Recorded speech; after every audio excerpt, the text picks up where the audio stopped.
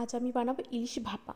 এখানে আমি কয়েক টুকরি ইলিশ মাছ নিয়ে নিয়েছি, তার মধ্যে লবণ এবং হলুদ মাখিয়ে নিলাম।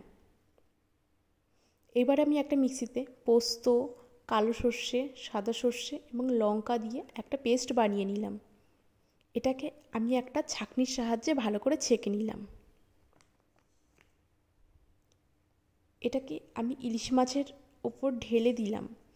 তার উপর দিয়ে সর্ষের তেল দিয়ে ভালো করে মেখে রাখলাম। তারপর একটা টিফিন বক্সের মধ্যে দিয়ে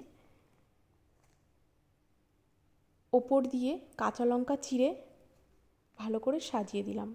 এবার টিফিন বক্সের ঢাকনাটা লাগিয়ে কড়াইয়ের ওপর কিছুটা জল দিয়ে স্ট্যান্ড বসিয়ে টিফিন বক্স দিয়ে ঢেকে 40 মিনিট ওভেনে রেখে দিলেই রেডি আমাদের ইলিশ মাছের ভাপা।